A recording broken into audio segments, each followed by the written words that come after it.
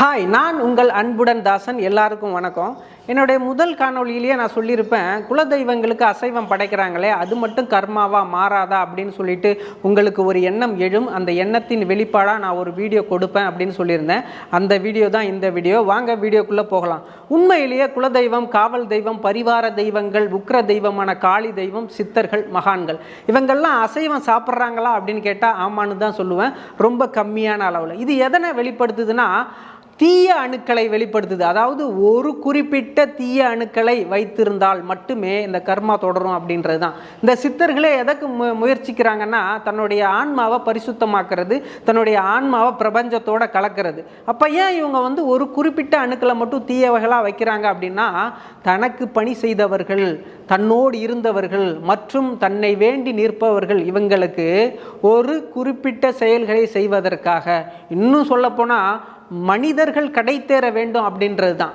நீங்கள் ஒரு குறிப்பிட்ட சித்தர்களின் அடைமொழி பெயர்களை பார்த்தீங்கன்னா சரி, சுருட்டு சித்தர்னு இருக்கும். சுருட்டு உடம்புக்கு நல்லதான்னு கேட்டால் நல்லதில்லை.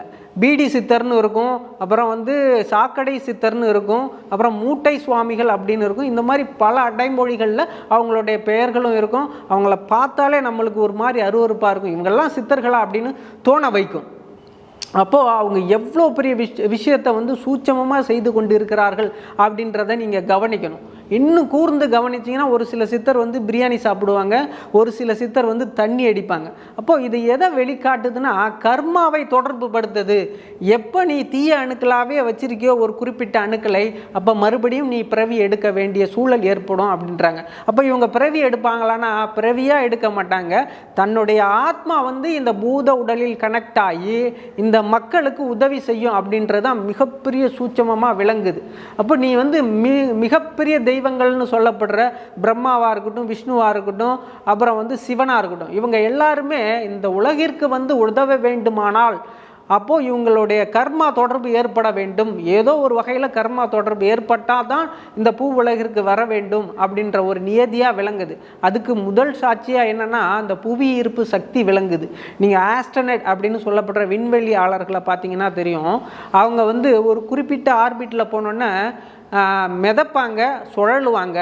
அங்கே என்ன நடக்குதுன்னா, அந்த புவியீர்ப்பு சக்தியின் தன்மை மாறுபடுகிறது. அப்போது இதை நீங்கள் அப்படியே கனெக்ட் செஞ்சுக்கலாம். சித்தர்கள் எப்போ ஜீவசமாதி ஆறாங்களோ, அது குலதெய்வமாக இருக்கட்டும், காவல் தெய்வமாக இருக்கட்டும், இவங்கெல்லாம் ஒரு காலகட்டத்தில் ஜீவசமாதி ஆனவங்க தான். அதைத்தான் நம்ம இப்போவுமே வழிபட்டுக்கிட்டு இருக்கோம். இப்போ ஜீவசமாதி ஆகும்போது பூத உடல் புதைக்கப்படுகிறது. ஆத்மா வெளிப்பட்டு ஆத்மா பரமாத்மாவோடு கலக்கிறது. பரமாத்மா எல்லா கணக்குகளையும் எல்லா கிரகங்களிடமும் ஒப்படைக்கிறது. ஒரு சில குறிப்பிட்ட அணுக்களை ஒப்படைக்க முடியாத நிலை ஏற்படும் போது மறுபடியும் அந்த ஆத்மா இந்த புவியீர்ப்பு சக்தியோடு கனெக்ட் ஆகி இந்த பாடியோட கனெக்ட் ஆகுது. பாடியோட கனெக்ட் ஆகி மக்களுக்கு நல் உதவிகள் புரியுது. மக்களுக்கு வேண்டிய வரங்களை, அதாவது நல்ல முறையில் வேண்ட அந்த வேண்டுதல் வைப்போம்ல, அந்த வேண்டுதல்கள்லாம் பழிக்குது. இதனால தான். அப்போது என்ன ஒரு விஷயம் நாம் புரிஞ்சுக்கணுன்னா, அவங்க ஒரு குறிப்பிட்ட அணுக்களை தீயவைகளாக வைத்தால் மட்டுமே இந்த கர்மா தொடரும் அப்படிங்கிறது தான் மிக பெரும் சூட்சமமாக விளங்கி கொண்டு இருக்கிறது. நீங்கள் சமீபத்தில் ஐயா கணக்கம்பட்டியார் இருப்பார். கணக்கம்பட்டி சித்தர் அப்படின்னு சொன்னாலே அது ஒரு மிகப்பெரிய பாக்கியம். அவர் ஒரு அம்மா கையால் எப்போதுமே மீன் கேட்டே சாப்பிடுவாராம். அதுவும் அந்த அம்மா மீனை வறுத்து எடுத்துகிட்டு போயோ இல்லை சமைச்சு எடுத்துகிட்டு போயோ கொடுப்பாங்களாம். அவங்க கையால் மட்டும்தான் அவர் சாப்பிடுவாராம். இது எதை வெளிப்படுத்துதுன்னா, அந்த அம்மா பக்தியோடு சேர்ந்து வெகுளித்தனத்தையும் வெளிப்படுத்துகிறாங்க. அந்த வெகுளித்தனத்தினால அந்த கர்மா அங்கே தொடரப்படுது. அதுவும் இவங்க மூலியமாகவே அந்த கர்மாவை வாங்கிக்கிறாரு. அந்த வாங்கிக்கிட்டு பிற்காலத்தில் அது நல்லவைகளாக இந்த மக்களுக்கு உதவியாக மாறுது. இதை நீங்கள் இன்னும் பின்னோக்கி சென்றீங்கன்னா, கண்ணப்ப நாயனார்னு ஒருத்தர் இருந்திருப்பார்.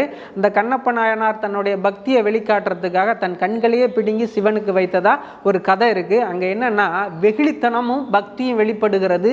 அப்போது பன்றிக்கறி வைத்து படைத்திருக்கிறார். இந்த பன்றிக்கறி வைத்து இவரும் படைத்ததுனால அங்கே ஒரு சண்டை ஏற்படுது. அந்த சண்டையினால் இந்த விஷயங்கள்லாம் நடக்கிறது.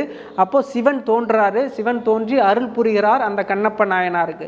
இப்போ என்ன ஒரு விஷயம் நடந்துக்கிட்டு இருக்குது இந்த கோயில்கள்லையும் சரி, இந்த குலதெய்வங்கள்லையும் சரி. குலதெய்வத்துக்கு ஆடு பலியிடுவாங்க.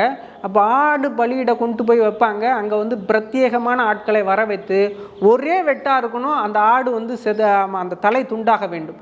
இல்லை என்றால் அங்கே ஒரு குற்றம் நடைபெற்றதா அர்த்தமாக அதை புரிஞ்சுப்பாங்க. ஏன்னா நாம் வெட்டும்போது அது பாதியிலே நிற்கிதுன்னா அது அந்த ஆன்மா வெளிப்படும் போது ரொம்ப சிரமப்பட்டு வெளிப்படும். அப்போ சில அதாவது அந்த கெமிக்கல்ஸை ப்ரொடியூஸ் பண்ணுமா, அது ஸ்ப்ரெட் ஆகும் அப்படின்றாங்க. அப்போ பக்கத்தில் உள்ளவங்களுக்கு அது பரவும், அது துன்பத்தை தரும். அதைத்தான் குறைபாடாக வச்சாங்க. வெட்டும்போது ஒரே வெட்டில் விழுந்துடணும் அப்படின்றது தான்.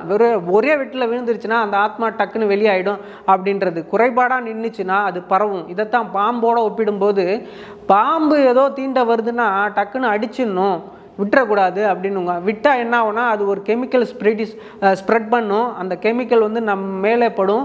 அப்போ அதை கண்டுபிடிச்சி அது மறுபடியும் நம்மளை துன்புறுத்தக்கூடும் அப்படின்ற ஒரு மிக பெரும் சூட்சமத்தை தான் உள்ளடக்கி வச்சுருக்காங்க. அப்போ இங்கே என்ன நம்ம கவனிக்கணும்னா, சித்தர்களாக இருக்கட்டும், அப்போ குல தெய்வங்களாக இருக்கட்டும், இவங்கெல்லாம் ஒரு நல்ல நோக்கத்தோடு தான் ஒரு விஷயங்களை செயல்படுத்தி வச்சுருக்காங்க. நாம் புரிந்து கொள்ள தவறுகிறோம். அதுதான் மிகப்பெரிய உண்மையாக இருக்குது. அப்போது ஒரு குறிப்பிட்ட அணுக்களை தீயவைகளாக வைத்திருந்தால் மட்டுமே பெரும் மகான்களாக இருந்தாலும் இந்த பூ உலகிற்கு இந்த மானிடர்களுக்கு உதவ முடியும் அப்படின்றது தான் மிகப்பெரிய சூட்சமமாக விளங்குது. அதைத்தான் காவல் தெய்வங்கள்ட்டையும் வச்சாங்க. இப்போ தெரியும் நீங்கள் அசைவ உணவு எதற்காக படைக்கிறார்கள் அப்படின்றது தான் இந்த சூட்சமமாக விளங்குது. ஸோ தெரிந்தவங்க புரிஞ்சவங்க லைக் பண்ணுங்கள், ஷேர் பண்ணுங்கள், கமெண்ட் பண்ணுங்கள், என்னுடைய சேனலை சப்ஸ்கிரைப் பண்ணுங்கள். நன்றி, வணக்கம்.